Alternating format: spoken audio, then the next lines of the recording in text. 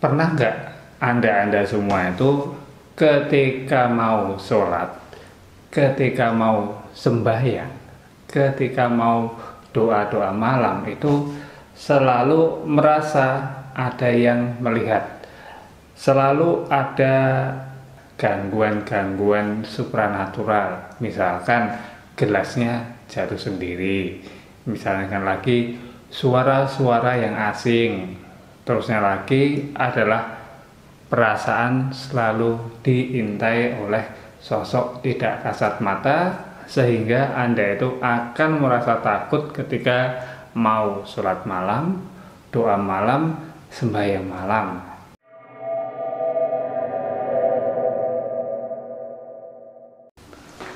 Halo, jumpa lagi dengan saya Jalak Paningal, hanya di channel saya sendiri, yaitu Jalak Paningal, yang khusus membahas tentang dunia spiritual, supranatural, menurut opini serta pengalaman saya sendiri. Jadinya nanti kalau ada yang enggak sepaham ataupun yang enggak setuju, ya mohon maklum ya, karena ini hanyalah berdasarkan opini dan pengalaman saya sendiri. Oke, jadi mari kita lanjutkan kepada apakah memang benar jin, hantu, setan itu mengganggu kita agar kita jadi batal dalam sholat malam, doa malam, sembahyang malam, ataupun saat kita akan melakukan meditasi di malam hari dalam sebuah ruangan sendiri tentunya.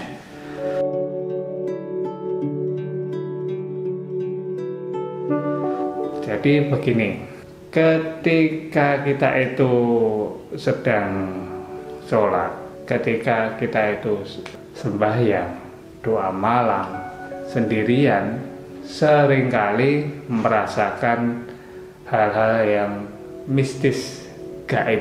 Misalkan kita akan jadi mendengarkan suara-suara yang sifatnya mengganggu, merasakan adanya sosok lain di belakang kita. Mereka tidak kelihatan, tapi itu hanya akan kelihatan di sudut mata kita, itu seolah-olah melihat ada sosok-sosok ikut untuk duduk, ikut untuk doa, ikut untuk meditasi, ikut untuk sholat. Tapi ya itu tadi, mereka hanya kelihatan di sudut mata kita. Seperti itu yang nomor 2 biasanya gangguannya. Selanjutnya itu adalah adanya angin panas, dingin, padahal itu adalah ruang yang tertutup. Anginnya dari mana coba? Nggak ada juga AC, nggak ada juga kipas angin, tapi tetap ada angin. Itu yang ketiga gangguannya.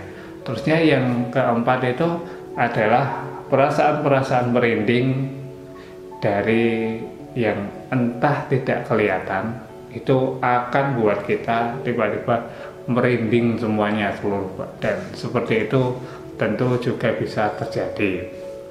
Terusnya yang nomor 5 adalah gangguan kita itu akan melihat semacam kayak bayangan-bayangan, semacam kayak wujud-wujud yang menyeramkan ataupun wujud-wujud yang sangat indah ada di depan kita, lalu dia akan ngajak ngobrol saat kita melakukan doa malam, sembahyang malam, sholat malam, ataupun meditasi.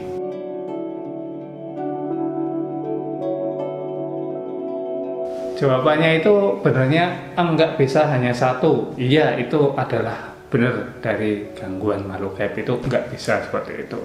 Jawabannya itu yang nomor 1 adalah memang itu dari gangguan makhluk-makhluk gaib, baik itu jin, hantu, setan, demit, atau Anda itu sedang ada yang nempel. Maka kalau Anda mau sholat malam, kalau Anda mau doa malam, pasti akan diganggu. Caranya ya dengan misalkan banding gelas, banding kursi. Mereka itu akan datang dalam wujud yang baik, sehingga kita jadi tertarik, merasa wah ternyata mereka ini adalah sosok-sosok baik, saya juga ternyata dipilih oleh mereka. Oke, itu bagus dari wujud, tapi kan ingat, kita itu baru sembahyang, kita itu baru sholat, kita itu baru doa malam. Sewaktu kita baru doa kok mereka malah datang ngajak ngobrol. Doanya batal, sholatnya batal, malah kita ngobrol dengan wujud yang katanya baik dan semacamnya. Mereka akan berusaha keras agar Anda batal untuk sholat, batal untuk doa malam, batal untuk sembahyang, batal untuk meditasi agar Anda jadi bersih lagi. Itu mereka akan berusaha sekuat tenaga agar Anda tidak melakukan sembahyang, sholat malam ataupun kapanpun. Tapi itu juga enggak akan selalu bisa banyak orang mengalami, karena itu hanya khusus bagi yang sedang dalam gangguan gaib, santet, pelet, guna-guna, ketempelan, ataupun malah itu ternyata rumahnya angker.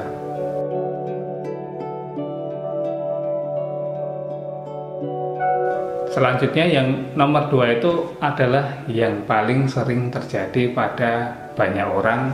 Mereka mau sholat, doa malam, sembahyang malam, tapi jadi merasakan banyak gangguan. Misalkan sudut mata mereka melihat ada sosok lain yang ikut untuk sembahyang, ikut untuk doa, ikut untuk sholat. Selanjutnya juga akan jadi merasakan sering merinding ketika mereka sholat malam, serta banyak lagi gangguan-gangguan saat mereka mau melakukan sholat malam. Benarkah itu adalah gangguan? Itu benarnya enggak juga.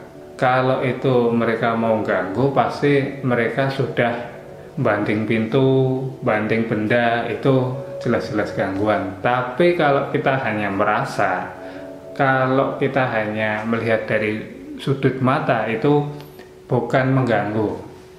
Karena saat kita doa, saat kita sembahyang, saat kita sholat dengan khusyuk, dengan niat yang baik, itu akan membuat kita itu kepekaannya, intuisinya, mata batinnya itu naik dengan drastis saat itu. Tentu saja itu akan jadi buat orang merasakan banyak kehadiran makhluk gaib, ataupun malah dia akan bisa melihat sosok-sosok gaib ikut doa dari sudut matanya. Seperti itu sering terjadi kepada orang yang sedang sholat malam, doa malam, sembahyang malam. Tentu saja itu enggak buruk, itu sebenarnya bagus, asalkan kalian bisa terfokus dalam doa kalian.